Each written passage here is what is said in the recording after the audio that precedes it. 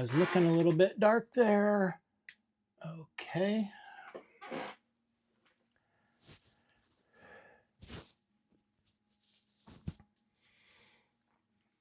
All right, that's looking pretty good.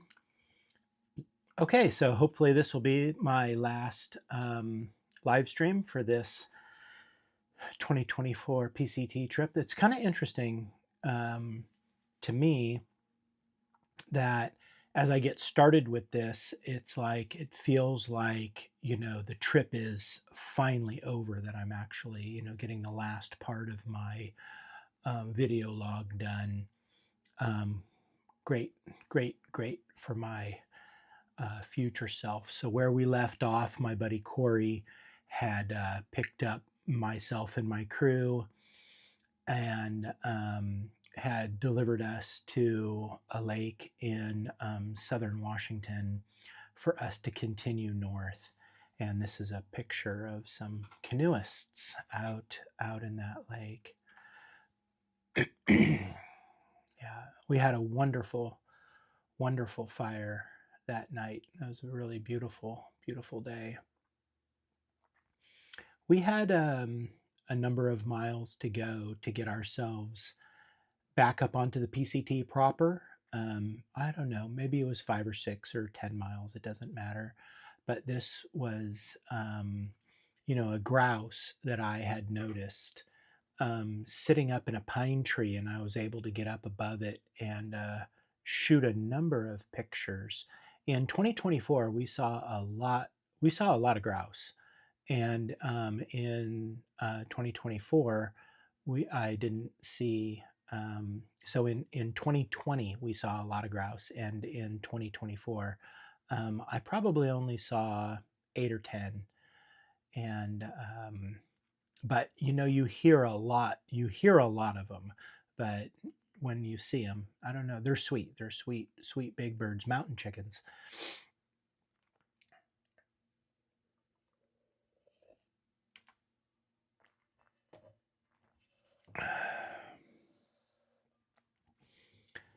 Corey was nice enough to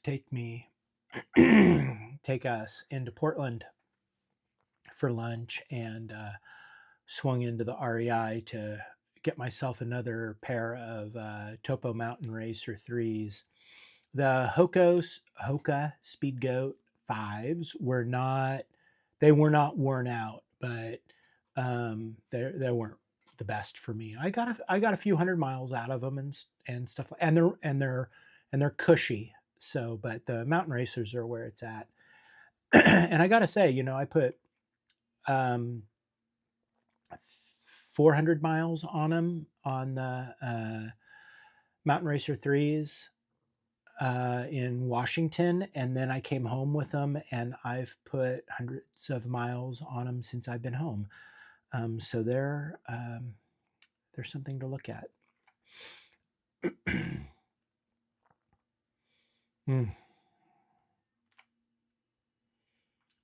Little side creek. We're getting, I don't know where we are. So this is the Knife's Edge. Is it the Knife's Edge, really? It might be. I think it's a common thing for PCT hikers to, when you get into Washington, that everything's just a blur, and you do so many miles every day that it just how do you keep track of it all? But I'm pretty sure that this is out on the Knife's Edge. It is reportedly a really beautiful section of trail. It was in the top 5 most nerve-wracking experiences of my hike. And we had, hail or sleet or whatever that stuff was blowing sideways at 30 or 50 miles an hour. And it's pretty sketchy up there. So, and we had zero visibility. So my hope was for it to just get over with. but it was long. The knife's edge seemed to me like it went on for miles.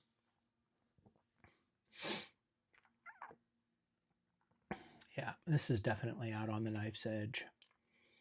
And this is a picture from camp the following morning.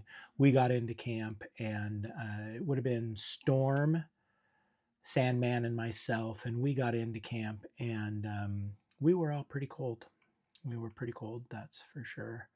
It's really, I love the experience where you're in a situation and um, it isn't going to change. Action is the only thing that's going to make anything better. And to watch yourself and to watch others take action and see like how they talk, are they just complaining? Are they just getting things handled? It really lets you know your own character and lets you know a lot about the others around you. It's really it's quite insightful. And when we were setting up camp the night before this, we had one of those experiences. Everybody was just cold, and the only way to get warm was tents need to be set up, a little bit of chores need to be done, and crawl in a sleeping bag, and then eventually you'll be warm. So, very memorable experience. Yeah. Next day, thankfully, the sun was out, sort of. Anyway, it wasn't raining, so that was nice. This is our camp that evening. That storm there, and looks like Sandman in the back there.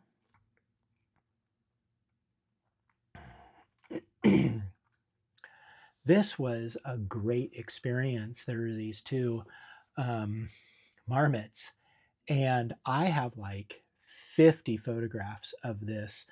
It's like, is this a lover's spat, or are these two just like, you know, two fighting? And I would generally say that these two were fighting, but I won't kill you with 50 photographs, but I've got a few. But they just stood up and wrestled each other for many minutes, and it was, I wouldn't say it was funny, but it was definitely entertaining and unique. But they were trying to choke each other out and bite each other's ears off, and they were they were tussling.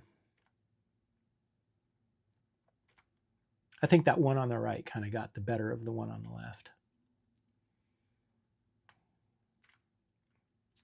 This is a king boletus. My understanding is that they're very edible, and you wouldn't be able to tell from this picture, just because I don't have anything that any of us know to give it proportion. But that stalk is probably 4 inches in diameter, 3 inches in diameter, and that cap is 6 or 7 inches in diameter. And they're thick. They're really, really thick. And apparently they're very edible. I ran into multiple people harvesting these, and with every intention of taking them home and eating them.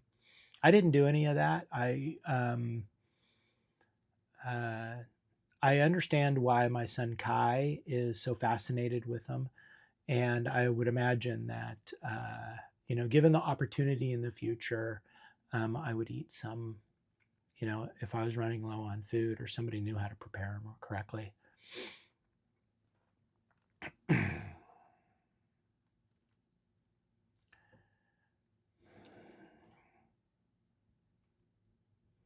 I think as time goes on, people are speaking more and more highly of Washington, or maybe that's just my lived experience. But I think that the PCT is generally considered like the high Sierras are like the end all be all of beauty. I would say that the Washington rivals the high Sierras in beauty. Um, and they're so strikingly different that drawing a distinction between the two is kind of a fool's errand. But I would say that each of the states have epically beautiful places.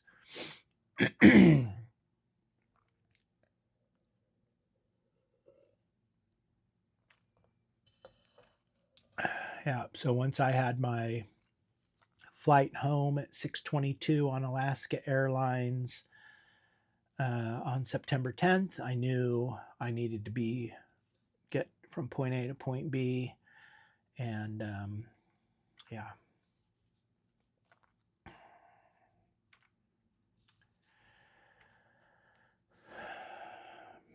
In 2020, these Canada jays, these are have rapidly grown in my favorite bird.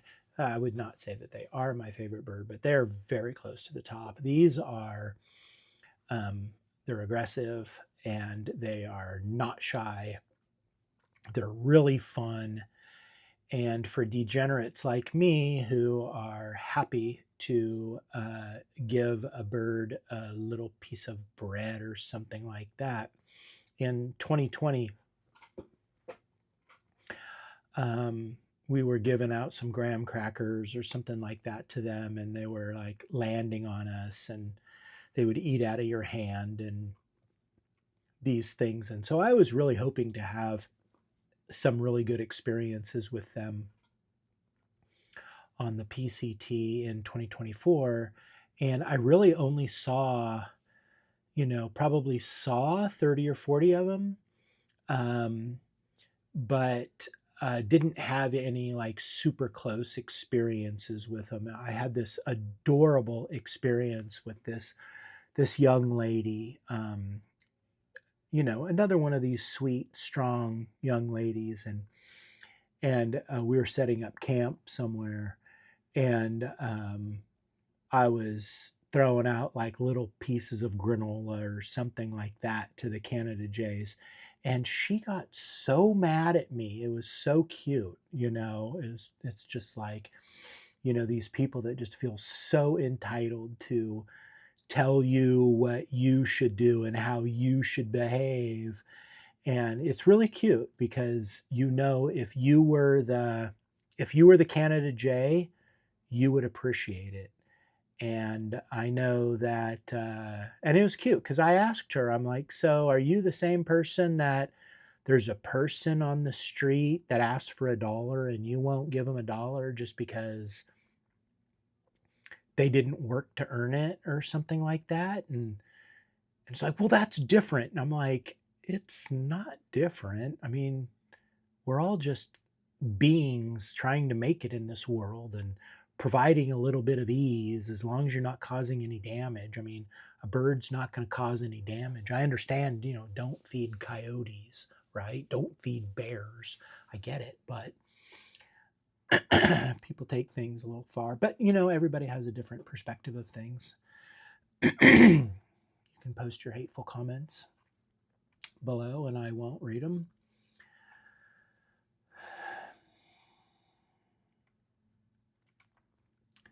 This is the Amanita muscaria of lore. It's possibly what founded Christmas. It's interesting internet folklore. Don't know if it's true or not, but they're beautiful. There's another King Bletus. That was like 12 inches across the top of it.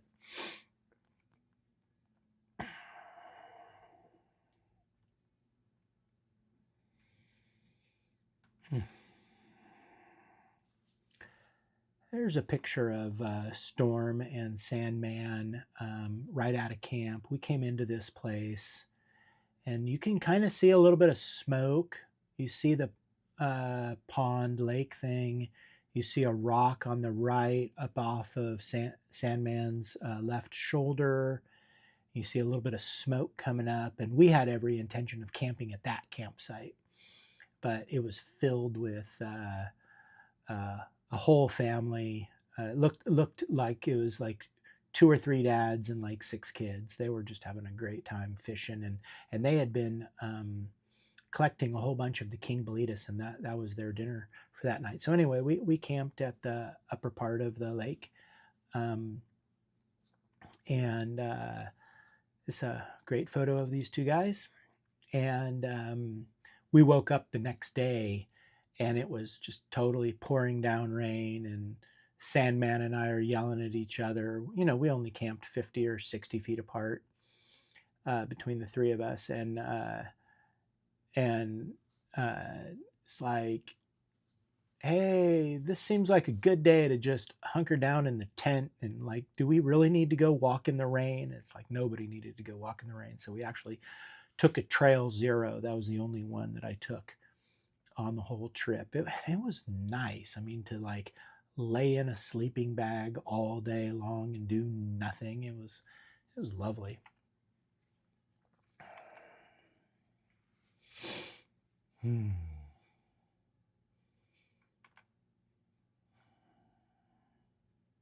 That's fog down in there. Yeah, I think that's Mount Rainier. Yeah, I think that's Mount Rainier. This is another grouse that I saw. I got to watch them for like 15 minutes while some other people caught up to me. It's really sweet. There were 3 or 4 of them kind of milling around eating stuff. I wouldn't remember what road we're crossing here, but it's like, I think that the etching on the below that bridge says Mount Rainier National Park.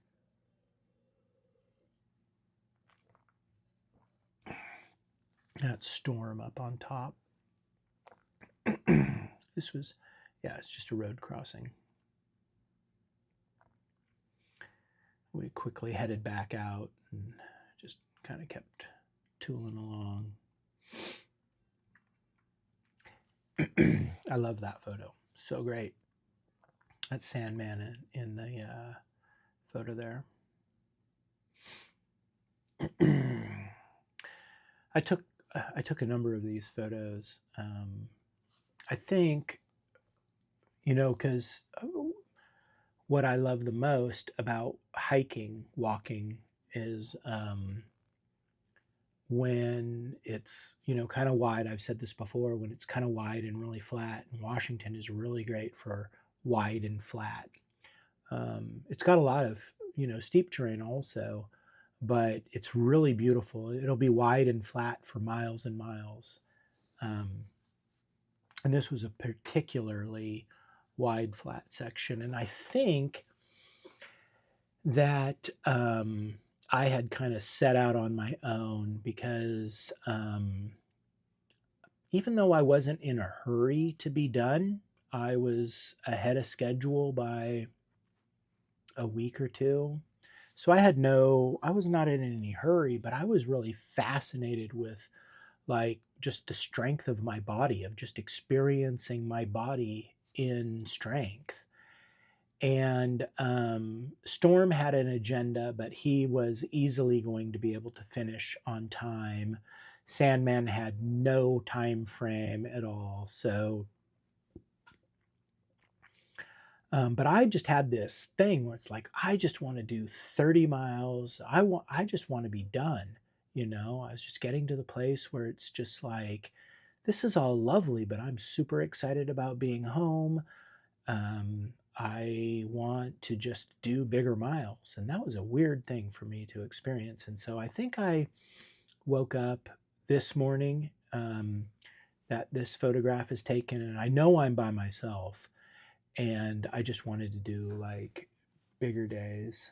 And I had walked with a good group of guys for a few weeks, and I enjoyed that, and I love being by myself and whatever. So anyway, I took these.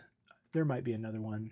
Yeah. So in the middle, not the middle, but a few hours into this day, I came across this cabin in this epic meadow. This is a snowmobiler's cabin You can go in it, and there's knickknacks and whatever, and snacks sometimes, and whatever. And they had a privy out in the back of it, and wonderfully, there was a really fantastic trail magic about a quarter of a mile past this, um, which I won't have any photographs of that trail magic apparently. Um, but I was kind of running low on food, and just another group of wonderful people that brought four wheelers into a very remote part of Washington and fed everybody. Really nice.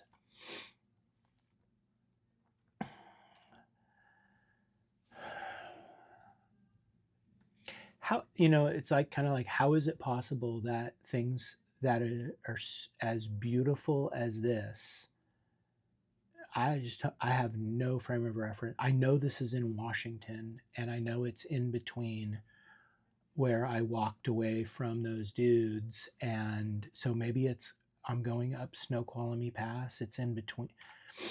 I don't know. Yeah, so it must be in between, where it's before Snoqualmie Pass. So whatever this is, it's before Snoqualmie Pass.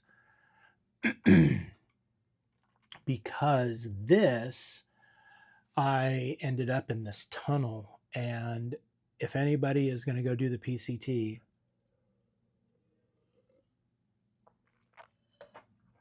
I was on my way into Snoqualmie, and I saw this like side dirt road that I could take, and I took this side dirt road, and I had done a 30-mile day the day before, and ended up at another epic trail magic on some dirt road in the middle of nowhere, Washington. And they had Starlink and freaking tequila and really good, no, it was some scotch that they had, and some really good IPAs and tacos and great people. I mean, so I came walking in there. I had just finished up the 30 miles. I was going to go do another 2 to 4 miles, and uh, they're like, yeah, I mean, and they had like good beer and good scotch and tacos, but I was like, my body was like clicking really, really good, and it's like, okay, well, I've done 30, I can definitely hang out.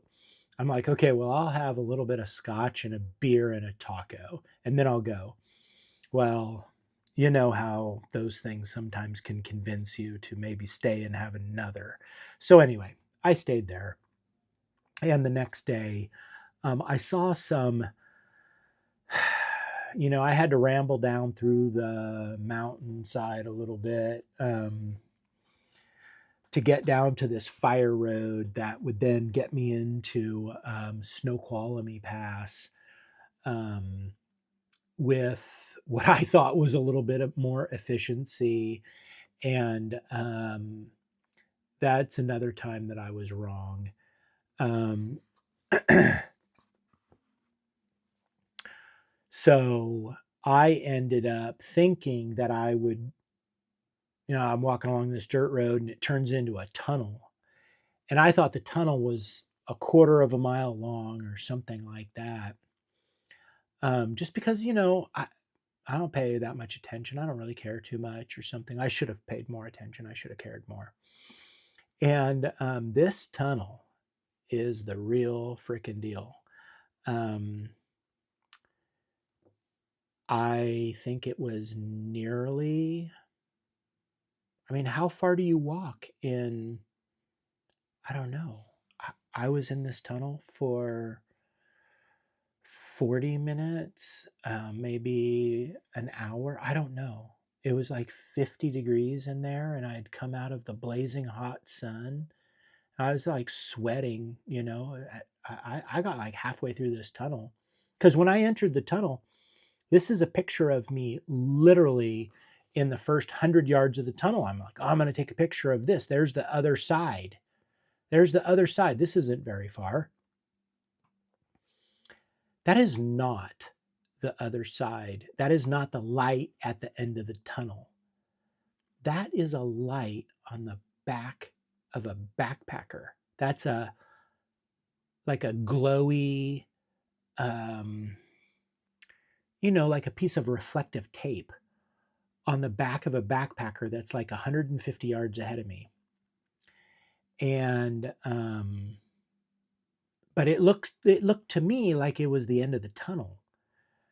And so it looked to me like I was just gonna like walk through this thing and then I was gonna whip right into um, Snoqualmie Pass. And that wasn't what happened at all. Um, that wasn't what happened at all. I walked and walked. I was chasing this light that like moved forward for so long, and I noticed I had like ultra good 5G inside the tunnel. I'm like, what in the hell is going on? And so they have repeaters set up all on the inside. Anyway, I was in here for 40 minutes, an hour and 20 minutes, whatever. And when I got to the other side of this thing, I was so far away from where I needed to be. And I ended up on it was like some freaking superhighway, 4 lanes in both directions. Um, so I walked along the freeway for like 3 or 4 miles. It was, the tunnel experience was really great, but walking along a freeway, thankfully, it had like a 10 or 12 foot shoulder, but it was a bit disconcerting. Everybody's going 70 to 80 miles an hour, right? This is the end of the tunnel, some old defunct train tunnel that I walked through. This has got to be the next day on my way up. So I went into Snoqualmie Pass into the town and stay the night in another one of these hostel things where they allow you to make your own food and whatever. I mean, it was wonderful. It's, very inexpensive, right off the trail a little bit. Sunfish and I hung out quite a bit that evening. Lots of trail people. There's 30 trail people there. It was wonderful. This is up out of Snoqualmie Pass. And that section was super spectacular. You come up and out of Snoqualmie Pass, the town, and then you're walking up on a ridge, and it's just super beautiful, just as far as you can see. Beauty, beauty. This is something called, I think they call it the catwalk, and it's 6 feet wide, something like that. Very, very narrow, with epic views on both sides, and the epic views just go on for miles. It's ultra spectacular. This was wonderful descent. Rugged, beautiful country. Yeah. So a little pika I saw late that evening.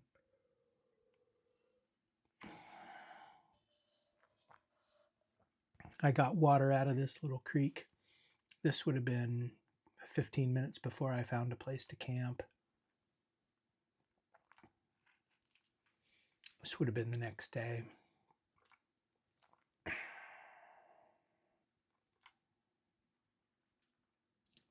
It doesn't really surprise me that I don't remember much from this, because I was doing reasonably bigger miles, not taking very many photographs. I think that's pretty common as you get deep into your trip. Hats off to the people that can still really just stay on it and keep taking photographs. But it's like, if you've taken 3,000 photographs, all these pictures, these are the 1,000 best photographs of the thousands of photos that I took. So, at a certain place I found myself, it's like, well, that's not super incredible, so I'm not going to take the photograph. Very interesting. Another little pica. More King Boletus. This was a really big descent. This is me. I'm coming into White's Pass here. This is coming into White's Pass. There was just this waterfall of cloud fall coming over this ridge. I think I'm technically inside a ski resort at this point in time. Yeah, I was. And so I got to the top of this ridge and then walked down, and it was just White's Pass was just completely socked in. And there was another fire closure, like a 30 or 40 mile fire closure that I needed to get around. And um, I had screwed up my departure place for the Stehekin ferry, and the lake on Lake Chelan. The lake is pretty long. I think it's 40 or 50 miles, something like that. And the only way to get to Stehekin, other than by trail, is to take a ferry. And the trail was closed due to fire. So I was taking the ferry from the little town of Chelan up to Stehekin, but I didn't pay enough attention to the details, and the ferry was actually going to pick me up like 17 miles up Lake Chelan. And so I realized this like the night before. I had a hotel in Chelan, and I tried hitchhiking to, I think I realized it the day that I had made the reservation, and I worked really hard to get my resupply done and hitchhike up to that place. But I failed at getting a hitch to that area, so I went back to Chelan and got a room for the night. That's right, because I didn't have a room for the night in Chelan. I was just going to go into Chelan and resupply, and then just go wait for the ferry. And then after my resupply, I went to where the ferry was supposed to pick me up, and they're like, that's tomorrow. And I'm like, no, it's right here. And they're like, oh, that's 17 miles away. And I'm like, I have a problem. So that was a mistake. That's all right. I nailed my trip so freaking good that making some mistakes is okay. This is just some of the, what would it be? North wall or west wall of Lake Chelan. And this is the bridge over some little creek. It's probably the Stehekin River. Right out of Stehekin. I spent a couple hours in Stehekin. I really wanted to spend a whole day there because my kids had in 2020 they did the whole state of Washington by themselves, except for from Hart's Pass to the border. My wife and I showed up, and we did that last 30 miles with them. But when they were in Stehekin, they were by themselves, and they spent a fair bit of time in Stehekin, and they really raved about it. Kai said it was his favorite part of Washington for sure, one of the super highlights. And so I was really excited about spending some time there, and it didn't work out because I ate up, because I had screwed up my ferry ride. I was now a day behind my itinerary, and so I didn't have time in Stehekin, but I had enough time to have lunch and go to the cafe a couple miles away and grab grab a coffee and whatever, but it wasn't the leisurely experience I would have preferred. Yeah, this is some totally cool, cable bridge, uh, wherever 5 miles out of Stehekin.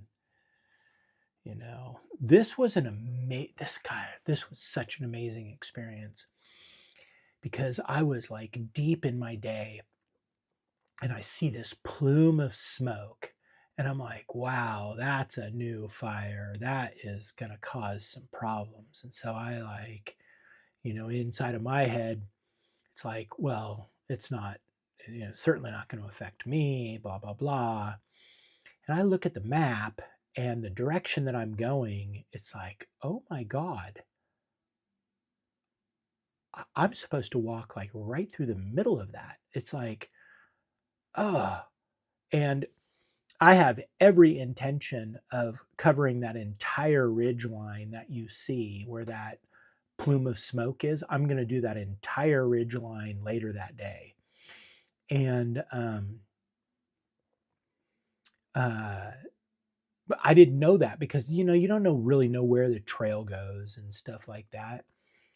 But as it turns out, I continued on to the right of this photograph quite a bit, and then I walked along that ridge line all the way to the left of that plume of smoke, went around that really horned mountaintop to the left of that plume of smoke. I went around to the left of that and then walked straight towards that plume of smoke. And as it turns out, that plume of smoke turned out to be obviously a very big fire. But it still, even though I was walking towards it like all day long and it created all kinds of angst in me, it didn't come into play, but it gave me a fair amount to fret about. So this is me 50 miles from the border. Yep. I haven't talked hardly at all about the huckleberries and the elderberries and the whatever berries, this is the kind of thing I just pigged out on these things. You eat them by the hundreds. You eat them by the hundreds a day. You're walking along, you just grab a branch, strip the branch, and you've got 15 berries in your hand. You just eat them by the dozen. They're incredible. They are incredible.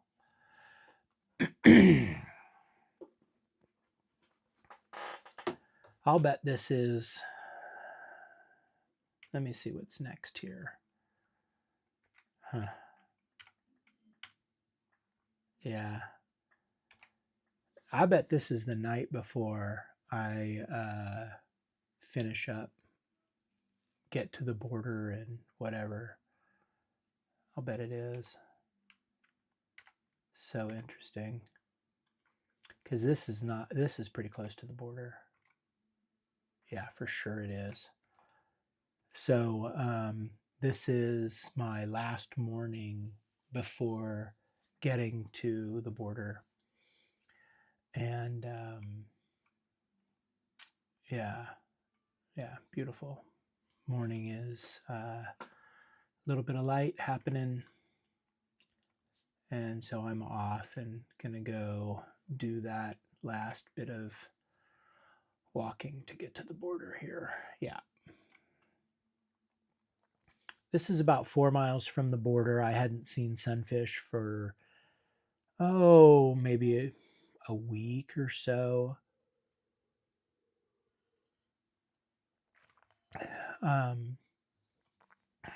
So he's on his way back. He was on his way back to go and clean up pieces of the trail that he missed due to fires. And so he's coming back up from the border. So he's, I don't know, 4 or 8 miles from the border, whatever it happens to be. And so we passed each other on the trail. So I'm glad I got to snap a photo of him. Good dude. This is 1 mile from Canada.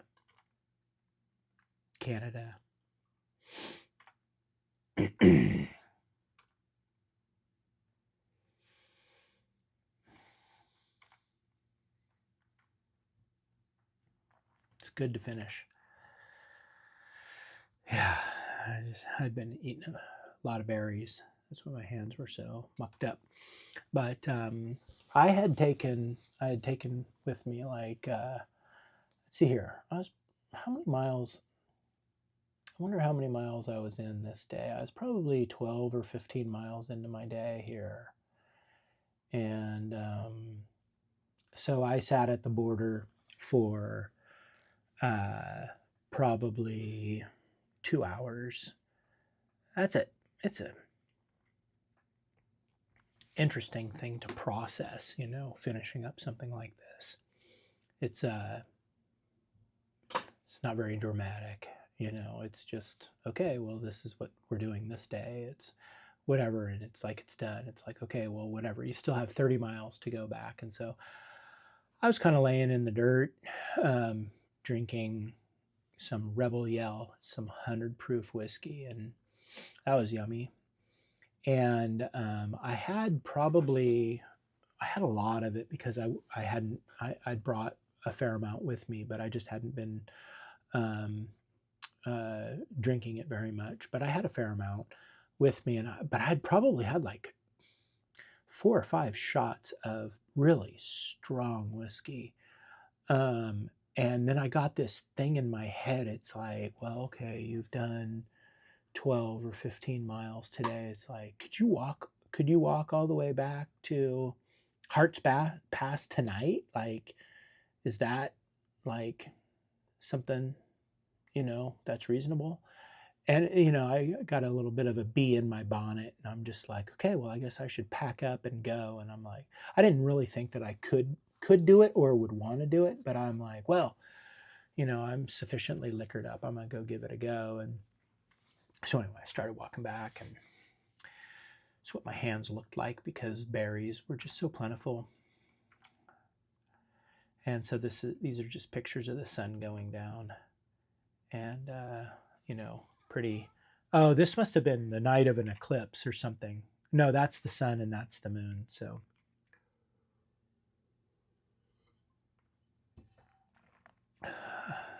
just beautiful. So it's just sun's just getting lower and lower and super beautiful. And some of that which I had hiked through, like it was very dark, but this picture, my camera's in night mode. The last number of pictures, my camera's in night mode, and this Samsung S23 Ultra is insanely good. And so it brightened everything up really well. And a few miles of this evening was really sketchy. The next photo is from the next day, and so I didn't take any photos when it was pitch black, but this was my biggest day of the entire trip. I did 36 miles, and then I left myself, I think, 12 miles to get back to Hearts Pass. But I saw this big old green bug in the trail. I had to take its photo because that thing was huge. That was a big, big bug. Here I am back at Hearts Pass, and that's my experience of the Pacific Crest Trail. And my final thoughts, like the resounding thing, was that in the last month, if somebody would have asked me, hey, are you happy that you've done this? Yes. Will you do it again? Absolutely not. Will you ever do another long trail? Absolutely not. Like, there's no reason to do anything like this. This is fantastic. This is an incredible life experience, blah, blah, blah. But will you ever do it again? It's like, no. I'll tell you, within 3 weeks of being home, and my life at home is epically, it's really good. I've got an incredible family. I've got a couple businesses that I run that I absolutely love. My life is really good. I got home and it's like, being out on trail is really special because, I'm part of that fortunate few people that have a profession or a avocation or whatever I do for money, a career that I would do for free. I love it so much. It makes such a huge difference to others that I would do it for free. And so that small percentage of people are in that space. And but trail life is hard and uncomfortable, but it's very rich. And being alone in the wilderness is really valuable. And being at home in your ticky tacky box that you live inside of with all the comforts of everything, it's nice, but and it's comfortable, but um, it, it's also pretty stifling. And so I've got to, I strongly recommend everybody to go and do this. And I would generally say that most people could go and do a similar trip, even if you just did the Arizona Trail or the first 700 miles of the PCT and skipped San Jacinto and Baden Powell. I'm an advocate for it, you know. I'm an advocate of section hiking, but I would say that you're not doing yourself any favors if you're out there for under a week or two. It's just not enough time, in my opinion, to uh, let some of the deeper stuff bubble up. So anyway, I'm a strong advocate of it. And if somebody was to ask me 3 weeks or a month or 6 weeks after I got home from the trip, hey, you gonna do something like this again? It'd be like, absolutely. And now that I'm 5.5 months finished with this trail, I already have plans to go do the Arizona Trail with my wife next year. We got to get the kids through the Continental Divide Trail, the CDT, this year. And so we'll go and do that. And so, it's it's a great trip. And so anyway, that's my story. I'm gonna stick to it.